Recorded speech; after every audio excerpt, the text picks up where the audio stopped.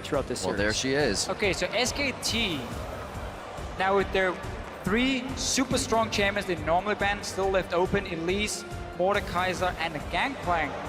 We'll have to leave one of them or all of them open for the KOO Tigers. Now, Mortune just showed up on Lee Sin big time.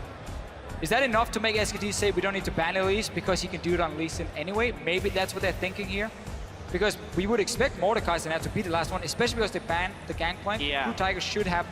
We also don't secure. see the Kench yet. Ooh. Ban the Kench now, first pick Elise. This is fascinating. There are more power picks open right now than we've seen previously. Ooh. And even more are 3 now. Mordekaiser, Elise, Lulu. We think Lulu is deprioritized due to not having much success so far in this series. Tom Kench. Kench and Elise.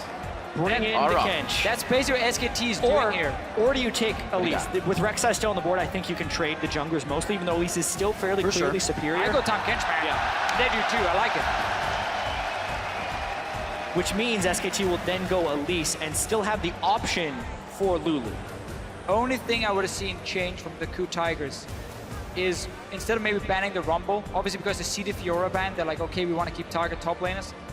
It was very difficult for KOO Tigers then to realize, okay, are we going to get in a trade where it's like Elise and Tom Kench for each other? They could maybe ban away one of them. Because SKT were very locked in their bans. When you first ban Fiora on the red side and have GP and Mordekaiser open still, you're pretty much forced to go for those 2 bans. KOO Tigers could have played around it. Instead, they are apparently happy taking the Tom Kench, who is, in my opinion, a step above every other support. Same for Elise, obviously, when it comes to junglers. But man, Tom Kench can make so many sick We've plays. seen it so many times with Jinx. Bang has 0 plays through Summer or Worlds on Jinx, so that's pretty much falling into the hands of Prey if they actually want it. Alistar also picked up with that Elise. We'll see what they can put on the table. They've got a bit of crowd control to start off some fights if they can grab somebody from afar, but it's still the Ashe pickup. The arrows just too strong. This is the KOO Tigers' favorite bottom lane. Because what you will do is you will push out your lane, you will recall, and then you have an arrow and you have the Tom Kench ulti to gank whatever lane you want. And suddenly 5 members appear behind Faker or Marin. That's a kill, that's a tower. Something KOO Tigers love to do, and they can do this with this comp. And they also save their solo lanes until the very last pick. So the Gnar's not going anywhere but top lane. Smeb gets to try and counterpick that, but without Fiora on the board. You can still take a Riven Yeah, I'd expect Riven into Gnar. into the Gnar if you want to. I mean, if you can play an Olaf something into Gnar as well, but obviously he doesn't have to set up with his team, so Riven would work fine for him in this matchup. Overall, just the KOO Tigers are getting comfort picks across the board, and I felt like in game 2 as well, they got a very good composition for the KOO Tigers. They're doing the same thing here. SKT obviously can still be happy getting Elise as your first pick here. Bengi needs to show up in this game and out jungle Hojin, who's obviously been giving a lot of kills in the early game. Has made it easier for Hojin to show up today. Hojin's eruption in game 3 was kind of the least expected thing we have at Worlds. He was so walked over in so many of the bracket stage games already. Not gonna. It Oh, could. maybe. I mean, would we see Lulu top? Smeb on Lulu top? That's actually true. I was gonna say no, they have a support, but Hasn't been the case for a long while. But You have the tools to the snowball team a top composition lane for down. SKT also does fit pretty well with the Lulu, so it could be a denial pick. Cassid and Lulu, are they looking to make the AP happen that way for the team? Oh, It is locked in, so Lulu is going towards that top lane for Smeb. Gorilla is going to be giving that Cassidon over to KOO. We'll see what SKT has for their counter pick here. So It now is you going also to be just, for Faker. You just blind picked Cassidon as well. Yep, that. I'm just gonna throw it out Glad there. you pointed that out. Faker is the guy who wants to play Riven mid. Just pointing it out. Obviously, We want him to play there will Riven. be a lot of physical damage if he goes for it. He does have an AP jungler at That's a least. good point. That's a But good now point. again, he has the opportunity to counter pick this Cassidon, unless we're gonna see some flexing going on and Cassidon suddenly goes to the top lane. He still Definitely has the not rise. expecting that I was one. just gonna say it. just to note, all games Smeb has played in 2015, he's played 8 Lulu games, 5 wins, 3 losses, so it's not something completely foreign to him. It's just not what we'd expect out of KOO so far at World. Lulu top lane was something that Stake played in the group stages, and then after that, it's pretty much been in the mid lane. Yep. Yeah. And now we get to see Faker's Rise. When you push Faker's champion pool, he just goes back to Rise, I suppose. Why not? It's been open every game Well, if so you far. look at what he's played in solo queue, he's like AD carry top lane. Oh, jungle once. I'll play a support. He's everywhere. You can't scout this guy, so he just goes back to the Rise, even if he does have to reach Yeah. into that pocket even deeper for a game 5. And this is such a fine lane for Faker because the Cassidon never really has the ability to be too aggressive unless you have full control of the enemy jungle. Because whenever you jump in as the Cassidon, he can just pop his ulti on Rise and you can just spam snare and you can literally lock this guy in place, and he cannot use his mobility, which is what Kassadin does so well. It's also going to be a free farm lane for Faker. He can bring teleport. This is the time now where SKT suddenly will have the map pressure. KOO is bringing Ignite once again on the Kassadin. So they cannot start falling behind because they will not be able to stop what's going to happen in the side lanes. We know Nara is going to be really, really strong as well as a split pusher. And this is another one of these matchups, though, where KOO Tigers brings global ultimates in support and jungle, whereas SKT will then bring the extra teleport in the mid lane. It's the same juxtaposition we saw in Game 1, just swapped for which teams had the globals. We're going to see what happens. Loading up for Game 4 with the Summoners Cup on the line. Tweet hashtag KOO win or hashtag SKT win to @LOL Esports. We'll be tallying your votes up throughout the game to see where you stand on this one. I'm sure coming into the game, or even right after the game, maybe one of the first things Koma said was, the perfect record doesn't matter. The win still does. Shake that off, get into game. KOO, however, riding a wave of momentum coming into this one. It's exactly what they wanted from the crowd and from themselves. And they stand in a very good position to take another game. If they say that most players don't care about these 18-0s or 13-0, whatever it is you're aiming for, they just want to win the whole thing. Yep. It's more the casters who care about who you're undefeated. All that will matter is which team hoists the Summoners Cup. That's exactly That is right. so beautifully on display on the stage right there. And SKT, just like they were in Game 3, are one game away It still hangs from in the that balance. moment. And for Faker and Bengi, it would be their second time doing such, and they would be the first people to ever have that privilege to do it twice. And now we get to see, I think I didn't expect, Smith on a supportive champion. Because the whole reason this meta fit KOO Tigers so well was that Smith would take Riven and Fiora into the top lane. He would outduel the enemy top laner and do really, really well. We haven't seen him show up too much this time around. Last game he needed 30 minutes of farming. Then we saw a big play. It was massive and allowed KOO Tigers to win the game, obviously. But now he's on supported champions that can't really snowball. That's one of the problems about Lulu. TP ganks are not very effective for her. Ganking her lane doesn't do a whole lot. You'd rather want to leave the Lulu alone and just let her sit and farm up.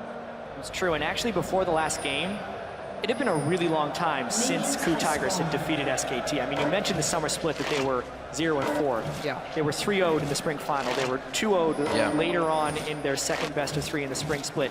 But in doing that, how much will that get in the mind of SKT?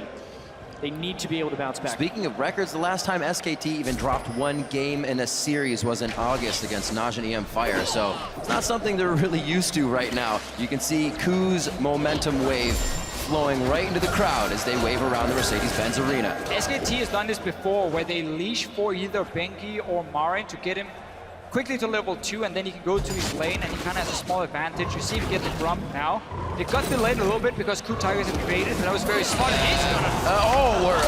he's gonna kill it, I mean. Half a second away, actually, from not killing that thing.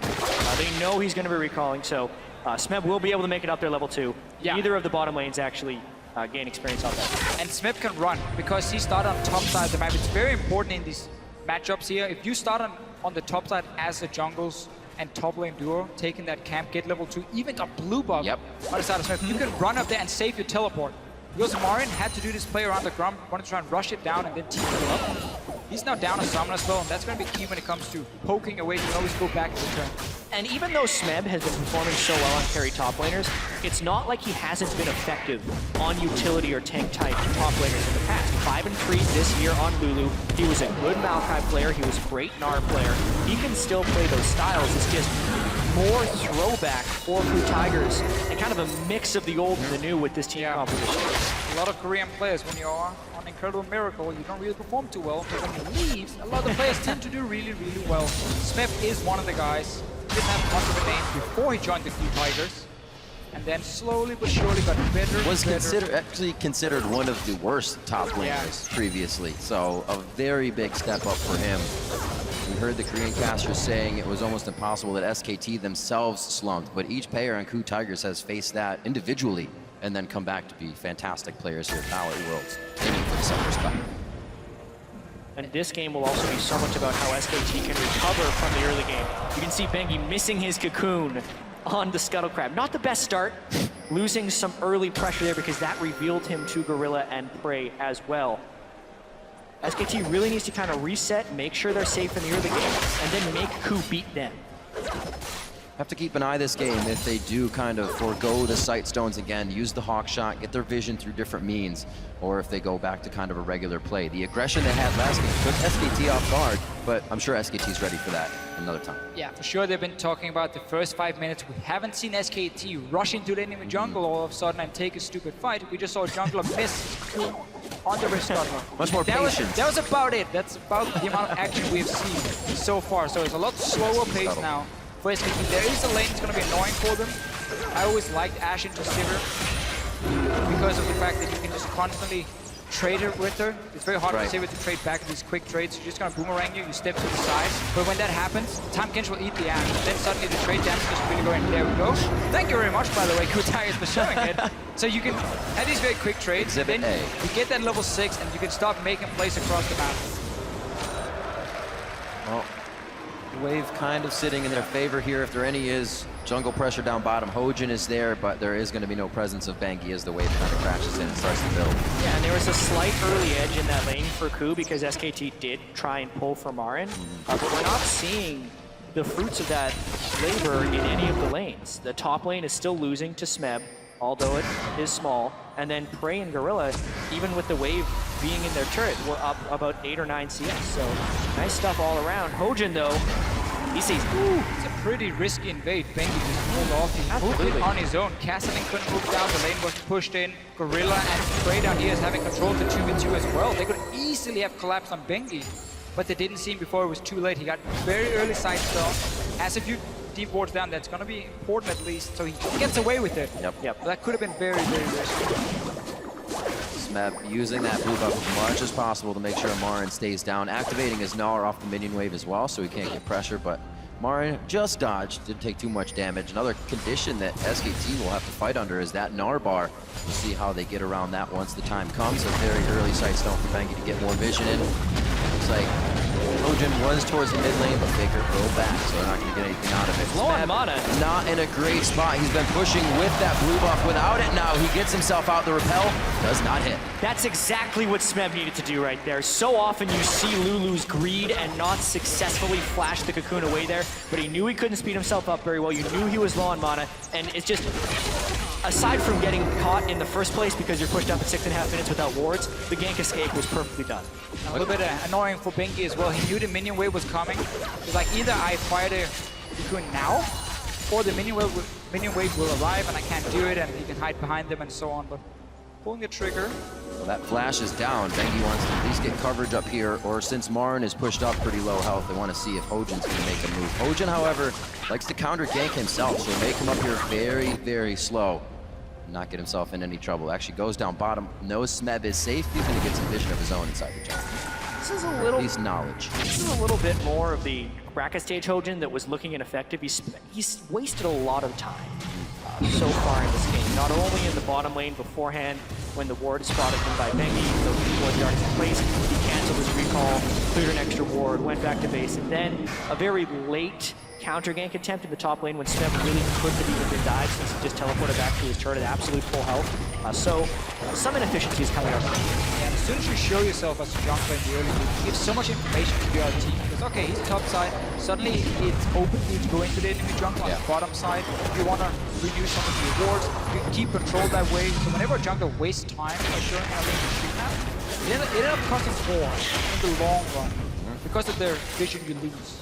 And one of the bigger costs of that is the fact that Faker still gets to farm up freely on Rise. We knew it was going to be an easy lane, but when he's able to dodge the jungle pressure so easily, he's gone tier into a Mana Crystal. He's going to be going Catalyst next. He is completely maxing out on damage early on here. And you can see it's almost told as well. If you look at the items in the side of Smeb and Kuro, they both have Catalyst, which means they'll be doing stacking as well. The cocoon comes out. Hojin flashes in and gets the knockup, saving Smeb's life. Can they retaliate here? It looks like Bengi and Marin have gone too far away, but what a save for Smeb. A lot of things happened right there. Faker tried to TP in behind as well, but Koro managed to interrupt the teleport from Faker, and then obviously we had this no flash Lulu running from the river. SKT thinking, oh, this is gonna be a kill, and Hojin shows up to save the day.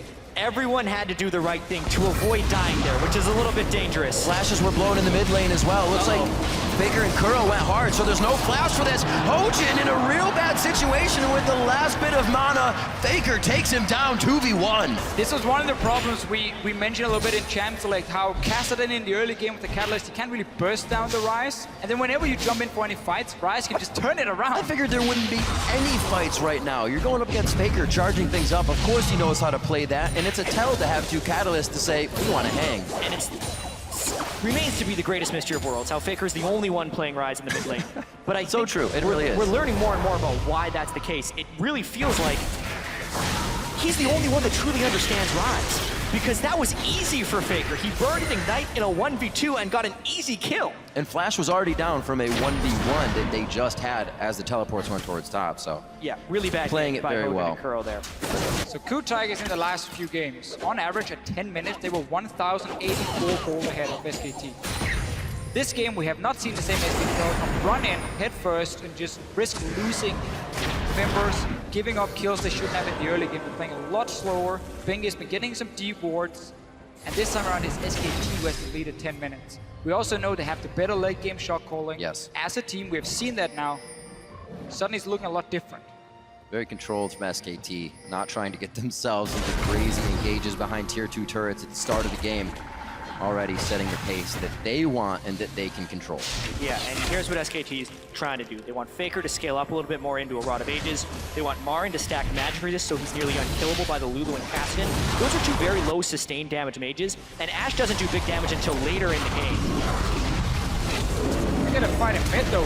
He's behind them. Wolf comes up the river behind everyone. The arrow into Bang is actually spell shielded nicely. So ult for ult there, but the turret is saved in mid lane. And I really like this play here from KOO Tigers. When you play against a Kassadin or a Ryze, things that can't easily clear the way, with them to then try to close, or Faker would have to use his ulti, and then the next wave you would be able to clear it out. You gotta be able to move in your AD carry and your support to that mid lane, pressure that tower, because so often you get so much free damage before the other team reacts and send in their AD carry to defend. KOO Tigers had pushed out the bottom lane.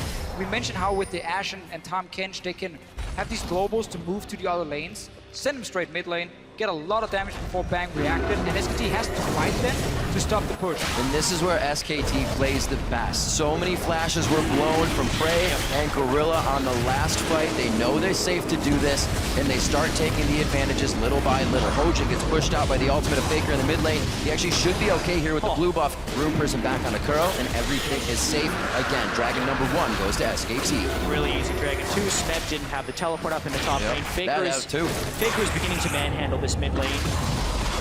Missile Voyage towards mid. This isn't to kill Faker, Pressure, this is to kill the turret. They already know the turret is low and Faker can't clear the wave well. Exactly the same play we just saw before from KOO Tigers. They know Faker on the Ryze cannot lit. He already used the ulti. Safe play from KOO Tigers. Very low risk, and obviously gives a great reward because you get a mid tower down in 12 minutes. So I really like those two plays, and it's one of the things that Tahm Kench offers. Let's see what happens here. Marin's going to Smeb. And this is one of the first games where we haven't seen the side lanes drop yet. The middle goes down first. We'll see how that opens up the map right now. That wet noodle fight in the top lane. Looks like Hojin wants to participate. Nars back Smeb so he can't slow him anymore. But the pop-up from Hojin may keep him in range. Smeb does have flash. Will he utilize it? I think Marin's made too much ground already, and he gets out safe. They were thinking about going hard up there. KOO already roamed halfway up the lane, which leaves this window. Wolf can dive on Alistar. He has his ult. That's the hit. Gorilla's going to be pushed back, but that's a lot of great health he has to work with to get out of this situation. Pops it at the last second, and beautiful. Wolf waits until the last moment when he can headbutt, knowing Gorilla's flash is down, and make it look easy. Good decision from Wolf going for the Tahm Kench. Don't go for the AD carry. He can just eat him then. Keep him alive. Sometimes it's ill-advised, but they know what they're doing. Go for the support here. Take him down. Take the tower as well. Marin is still up in the top lane trying to defend. There's the teleport from Faker. He's going to need help. Yeah, there comes Faker. Really nice timing on that teleport. TP and ult as he makes his way out there. Getting a few stacks on the... Oh, wait a minute. He's going to be in range a little bit more. Spams out those room prisons. That's the tower hitting. Marin trying to give him the time of day, but it's a hit from Faker. The teleport and flash. Hashtag worth. And right here is why Faker makes Ryze work. He knows exactly when he can flash forward and just unleash his entire combo, keep you basically locked in place. The fact that he knew he could gap close the entire lane against the Lulu is incredible. Yeah, you have very small windows of power on Ryze, and Faker is able to show up in these situations where the enemy isn't tracking the Ryze cooldowns as well as Faker is. And really, his flash to kill ratio on Ryze is nearing 100%. All the time. It's truly impressive. Nicely played by Marin to escape any danger there from KOO. Been roaming a little bit now. Loses pressure on his mid lane. We'll see if he can get back quickly. Faker's already there stacking it up, so SKT could be pressuring mid now. Praying Gorilla should have been mid already.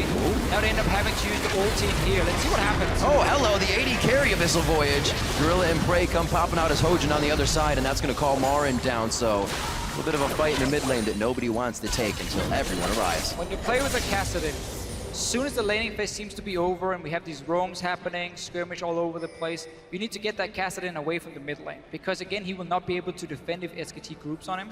So you have to move Ashe and Top Kench earlier to mid lane, so you didn't have to use the ulti here for Gorilla either. You have that now global pressure because Top Kench can go to either lane with his ulti, and he can take Prey with him or Hojin with him if needed. But you need that AD carry to sit with the support to be the defensive mid. Obviously, it's not the same wave clear from an Ashe, but at least long range.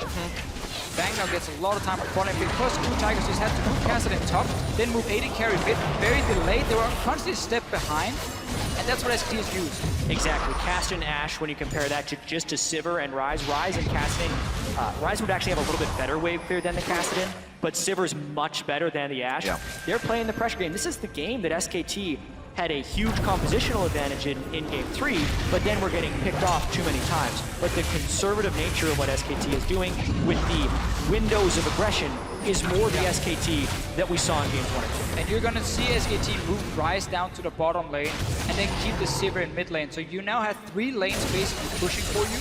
Sivir can instant wave clear in here. Mid always get it down to towers of Prey stuck there, defending their full vision of where Prey is on the map. Ryze is not going to be challenged by anyone in a 1v1. We've seen what happens when Kassadin jumps forward. Lulu is not going to do it. So there's going to be 3 lanes where SKT can push them down.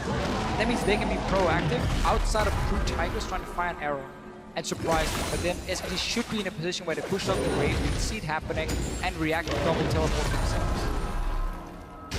If any mistakes are made at the same time, they'll get way more than just 1 turret in that situation. SKT takes a mile when you give them an inch. 3-0 already. This time they have the 2,000 gold lead, and we did see the early sightstones coming in from KOO this time. It wasn't just the run into the jungle, find a target, and make it happen. They don't have that pick anymore to work with. Sivir with the spell shield is hard to catch out for the Ashe. So if you want to make that play, Bang's been so good at spell shielding it. Exactly, and you have Wolf as well with these ultis. So not really any target you're aiming for mid lane. At least being repel up in the air. Yeah, a lot of denial there. Mainly they're trying to hit Faker, who's going to be having some resiliency of his own with the Rod of Ages being completed. And the Seraph's Embrace going to come online pretty soon as well. So the arrow targets have to be pretty tricky. Maybe they'd have to hit Bengi before he can repel up. Could be one of them. But it's harder for KOO to find the kills in this game, and their aggression has definitely been toned pretty far back in the last game. And we looked again at this double teleport. Marin once again has gone for the storm very early on. Less cooldown on the teleport. He was one of the first guys to really start bringing home guard when TP top became a big thing, and he's so good at Malphite and so on, always creating flanks with it. Now he's changed that. Distortion is that less cooldown has more value for him in this game. So double TP. Yeah. Less cooldown on one of them, stronger side lanes as well. Well, I also think it's just a smart adaptation to the way the game is being played. So much of the teleports are matching each other's teleports, so when you match, if Marin has distortion boots, his is up sooner, and they can then win that play. But Smeb should have noticed that, and he can copy it and do exactly the same. We've seen 3 games in a row now from Marin, and if it's gonna be a problem, which it will be, because again the cooldowns are so important, I feel like you can adapt on the fly. Are they going to dive top? I was going to say Hojin spending a little too much time there for just a ward, but it looks like they do decide to go with it. But they're giving SKT way too much time. Also, a teleport is still up for Faker. They're fighting the other teleport in Marin, but they don't have a minion wave. SKT has already mobilized themselves towards top. And I think another thing we haven't talked about, as we saw with Smeb and Marin, just like slapping each other very weakly. Super tank Marin. KOO can't create any opportunities on his own against Ryze, and Ashe isn't exactly your dueling AD carry. KOO Tigers really needs to wait a long time before this team composition comes online, and they're actually at the mercy of a lot of the power spikes from SKT thus far. Faker realizes he is sitting a lot of right on a ward, hatching it, and the team wants this right now. Doesn't look like KOO's going to get much, and they lose pressure in the top lane. Smeb went to TP, but he did not go, so he gets this turret. Because SKT keep pushing down all 3 lanes to the towers of KOO Tigers, they can see as soon as people are missing. Like, oh, you just left mid lane. Let's make sure our top laner is aware. Let's make sure Faker can teleport up in case it's needed. And we saw all other members from SKT already run through their own jungle towards that top lane in case a dive would happen. I would like to see Bray instead recall, run from the base and then fire an arrow down the lane here. That's very hard to dodge unless you have flash up. And it's also a lot harder to predict. Okay, where's he going? Is he going top? Is he going bot lane? If he moves from mid lane after playing a wave, SKT sees it. Such an advantage as well now with Faker having that teleport up. KOO has to respect the bottom lane push, so he's forced to rift down as the rest of the team tries to hold off middle. Marn's gonna go ahead and pick up red, and that will just create more of a possibility for SKT to kind of reel in these kills. Just farming it up. Marin against the blue buff Lulu, still up in CS there in the lane. By a few, doing what he can to stay in this game. Strong Gnar play, good build in this situation he's in too, because he knows it's going to be a very long time before Break can sufficiently hurt him. Nice steal by Benji right now. That hurts. Yeah, SKT is systematically kind of just taking away KOO's win conditions. They're keeping the waves pushed up, the teleports from Smeb are failed, the Tom Kench, if he ever goes missing, SKT is able to fall backwards. And they too scale very well. Faker on Rise will be a late game monster, so they're really making KOO commit into these pretty risky plays in which they haven't been willing to. And honestly, Frey is still sitting on Infinity Edge components, so it's going to take a long time for KOO Tigers to make this play. Not really worried about those fights, worried about being a tank. There's Gage, first item. I think it's great when you have a Sivir, when you have an Alistar, something that can set up the fight for you and help you stay in there, give you extra mobility, because you become such a monster once you're in the middle of the fight, and obviously the shield pops, you get the extra AD for yourself. That's going to make him really hard to deal with in the fights. And obviously, again, he's not afraid of the Lulu killing him. He has enough magic resist. I have such a weird feeling with Lulu top lane, because again, it can't really snowball, it can't really assert a whole lot of pressure either. It just wants to go into team fights, but you want to have a split push threat in this meta. So it's always been a bit of a weird pick, and that's why we've seen it a lot less here this World Championship. I definitely didn't expect it to expect. Backs against the wall, Fiora not in his champion pool there because it was banned away, so I understand why they went for it in this situation, because they had so much success in Game 3 by going with something completely different, a full pick composition. And they are stalling this game out as well. SKT as well as KOO Tigers are kind of playing the slow game. Yeah, simply just not been able to create the pick in this game, because Frey is always spotted where he goes. He's not been able to roam around on this Ashe here. Double teleport makes it so difficult, because all 3 lanes have always been pushing down, slowly chipping away on the tower. Faker hitting that Saracen brace as well. He's going to be even harder to kill now. 10 stacks towards KOO's Rod of Ages. Smeb is almost there, so those items coming online now as they put a few more in their pocket. Faker almost at 10 stacks on his. This is going to get very, very volatile quite soon. Level 11s are on the board. That means they have their second ultimate.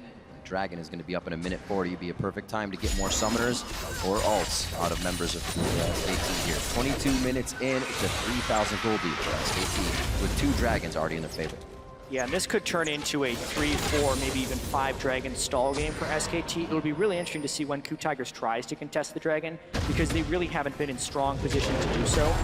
They do have 2 Rod of Ages though, stacking up pretty heavily. Yeah. When they get a death cap onto Smeb, if they get a death cap onto Smeb, and when KOO completes his Zonias, is there opportunity to create a fight? It is, and that's what they have to pull off. The problem is, SK Telecom, they have no reason to rush in and take a 5-on-5 team fight. Again, when you have the map pressure, you just keep pushing the lanes, and you wait for that moment where KOO Tigers sends someone down to defend the bot lane tower, and then you make a play on the opposite side of the map. But that's where you rush the Dragon while Cassidy is sitting and clearing waves at his own tower down here on the bottom side. And then you always have that small advantage coming into the fight. If SKT suddenly just rushes Dragon for absolutely no reason, that's where KOO Tigers will have an opening. Land an arrow, get the engage, try and win that fight.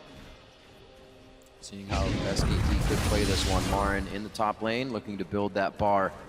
Would be a great time in 30 seconds to have that Gnar out. Faker and KOO already on the bottom side of the map, adding that pressure.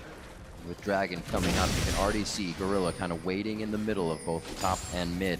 or I should say bottom and Mem mid. is home guard, and he's sitting in base for a long time now. He's waiting to TP somewhere. He's going in bot lane now.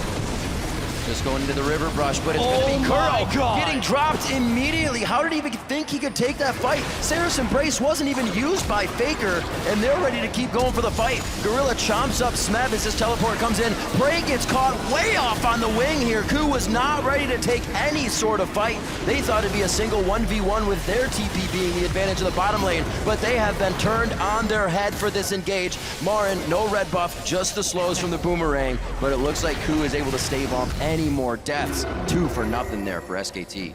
KOO has no idea how to deal with Faker.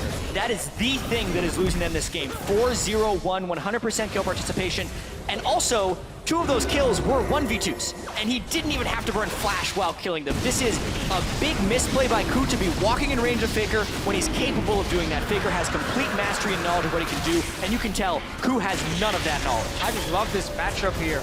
He was last picked, the Rise into the Kassadin. Kassadin shines when he uses mobility, get multiple ultis off, but Rise is able to lock him in place and burst him out. Keep in mind, you're also a champion who wants to hourglass second item. There's nothing against the Rise.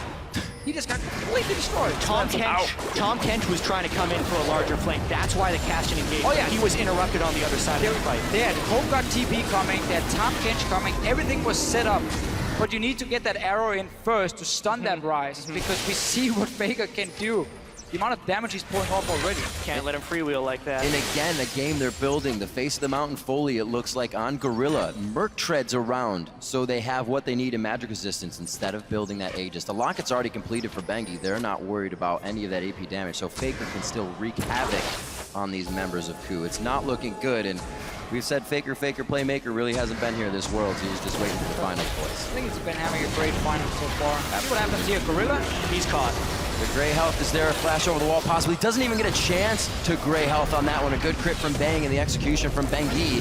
And it looks like a little too far into the turret as they're getting flanked by KOO here. SKT still knows their limits, and they get 1 kill there and have mid pressure. The walls are crashing down around KOO sure. right playtime is over. Yeah, Marin is also unburstable for the most part with the Sterix gauge as well as the tank items. The team is engaging in the right moments. The waves are crashing down on KOO Tigers. They don't even have Ash Hour right now. SKT is in complete control and look to be on their way to their 2nd world champion. And this is where SKT does their best work. When their opponent's being smothered, they don't know how to assess a fight. They don't know where to go once the fight starts. And SKT continues to pick you off 1 by 1, grabbing a little bit after that. It looks like they were looking for a few more kills there as they enter the jungle with KOO Tigers. Coming up empty-handed, they're still happy to be in the lead with all the map pressure right now. And what a mental recovery by SKT. They died 29 times in Game 3 to the KOO Tigers, and 26 minutes into this game, they are yet to suffer a casualty. Undefeated that's throughout incredible. all of Worlds. Play kind of badly in Game 2 early game, come back. Play even worse in Game 3, get beaten. The crowd is completely against them at the end of that game. KOO Tiger chance coming in, and they are playing close to a flawless Game 4. Very, very clear after the game. Sit down, took extra time before they even returned to the stage. Yeah, they did. And just talked over and said, Noted by okay guys, Dash. we have absolutely no reason to risk this early game. We know what we can do later on in the game. Play it safe. Doing it this game here. Double teleport coming in. And KOO Tigers also surprising us again in the bigger man phase. This time around, I definitely feel like it was for the worse, especially when it came to this Lulu pick in the top lane. The first 3 picks were great. Rek'Sai, Ashe, Tom Kench looked really good for KOO Tigers. Then it was a blind pick casted in, and it was It's just Lulu going to top mention lane. that. Coming in maybe a little too strong-headed there. Obviously, still could have worked. Seen the blind pick Castidans come out very strong, but Faker knows exactly what that matchup is about. Pulling out the Rise one time after the other, and continues to play it to great success. Yeah, and comparing the team compositions between Game 3 and 4 for KOO Tigers, Game 3, everyone was a playmaker. Lee Sin for Hojin. Ashe and Kassadin still the same, but they had split push pressure from Smeb on Fiora and a Thresh for Gorilla. Tom Kench is an annoying support. He's mainly a defensive user. He's beautiful. And then he punishes positional errors, but he's not the same type of playmaker that Thresh is. So substantially less playmaking for KOO. That's one of the great things. They kind of threw caution to the wind. Oh boy. But now SKT is playing their defensive controlled game. This is their risk. Teleport almost up for Smeb on this one. He's clearing the bottom wave. It looks like the team may not even try to take anything. Hojin gets hit out. A very late arrow, though, still allowing SKT to fight. The Gnar misses off of a flash there by Gorilla, but Baron is now up, and the fact that the waves are already crashing towards KOO makes this so much more difficult for them. Remember, it's a home guard enchant. For Smeb, less cooldown or more cooldown. For Hojin. Again, where they take different roads to exit. The exhaust is there, but I don't think they're going to have to chase on that, even with Faker's ultimate coming in. It looks like they stay back. KOO now trying to hold off mid. The flash was used by Prey, or I'm sorry, heal was used by Prey. The TP coming in to save the minion as well as engage in a fight. Smeb gets the wild growth on himself. What a static shiv crit. And it looks like that could be a final kill. Nicely done coming in. The Toxin from Bengi picking up a kill onto Prey as he had already used heal. He could not get himself away. And Gorilla also falls after flashing previously.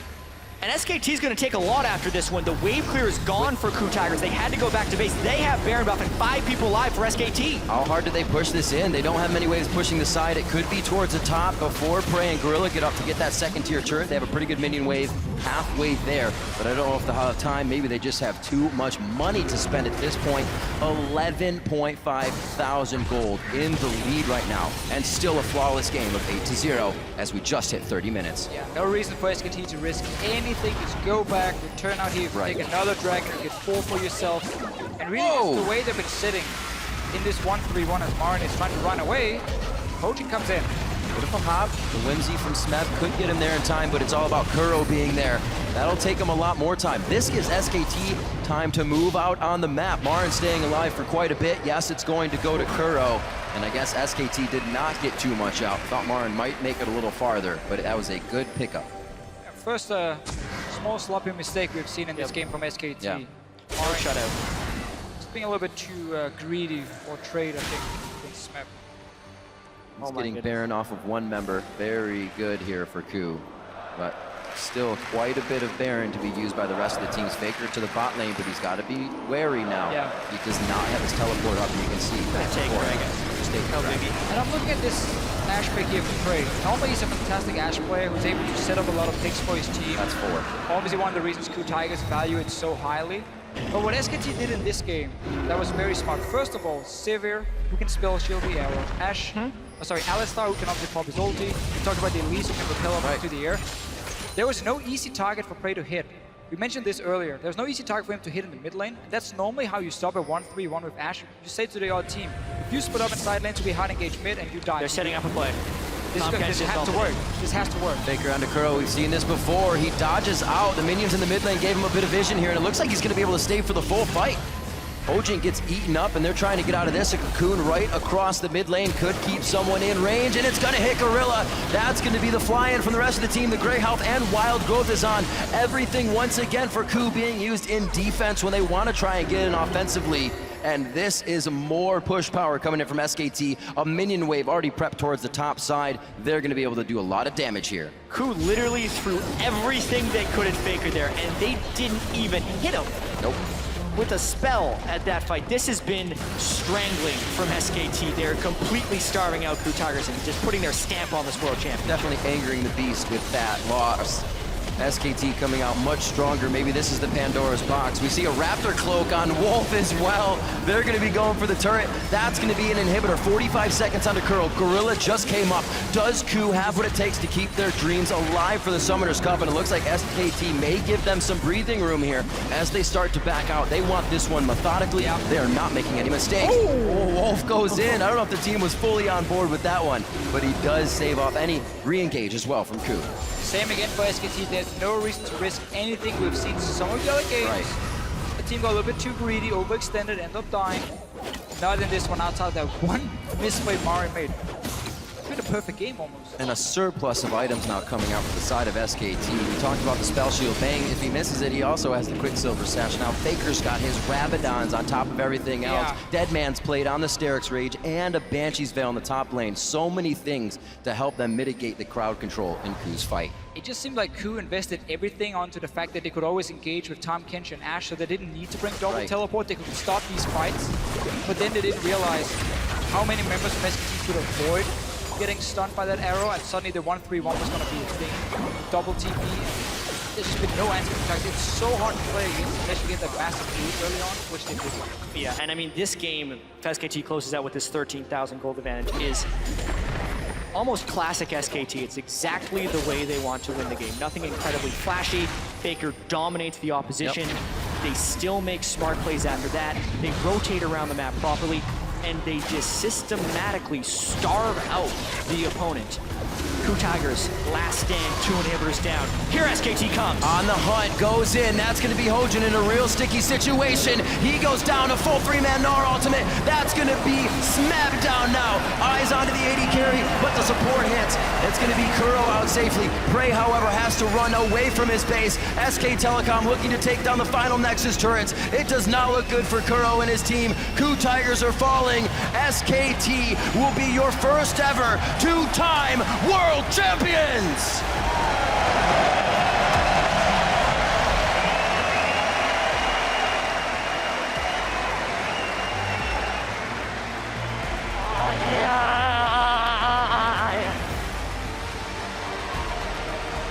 In an almost perfect run, the emotion on the team being felt. You could see it on Faker's face. An almost perfect run here for SKT.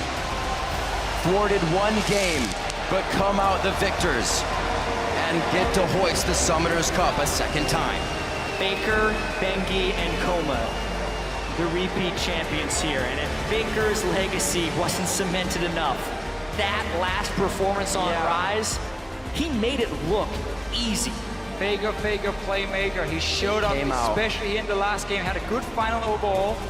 Other members from SKT, we always have to highlight Bengi. In this game on Elise, had a massive impact, but Bang really for me as well as an AD carry. In these fights here, he's never the guy you talk about when you look at SK Telecom. You look at the big names like Faker, Marin in the top lane. Bang is just consistently always there for his team and doing well. It's gotta feel good for these guys. An amazing record throughout summer to the end of Worlds. 53-7. SKT puts up an amazing show. Now they get to hoist that Summoners Cup. Also, KOO Tigers, you saw them still in good spirits. They had such a tremendous year. But ultimately, this is the year of SKT. 2 LCK championships, spring and summer. Perhaps the most dominant split or total year we've ever seen from a Korean team. And it all culminates with that 13-1 slaughter of KOO Tigers in Game 4. I think one of the biggest things you mentioned before, gentlemen, is the fact that the slump in Game 3 wasn't even seen in Game 4. They knew exactly how to repair any of the errors and bring themselves right back to the top of the game. That's when you know it's a great team. When you can lose a game in a best out of 5, but then instantly turn it around. Fix everything, you're ready for the next game. I can't believe how much restraint SKT has. Just grab it. As a team, they will do so. SK Telecom T1, your 2-time world champions. An amazing feat that they have performed here at Worlds. Yeah, because coming into this Worlds, there was a lot of hype for some of the other teams. EDG, LGD, even KT, Fnatic, CLG, all these teams that people thought could make a big appearance, and everyone fell short, except SKT, who I think completely lived up to expectations as the favorite of this tournament, even exceeded them in many of the positions because Marin had huge games, Bengi had big games, Bang had huge games, and it wasn't until the very end that Faker actually had his big game. The kiss of the LCK Cup and the Summoners Cup for Faker once again. And right now we're going to throw it over to our analysts for a discussion of that game.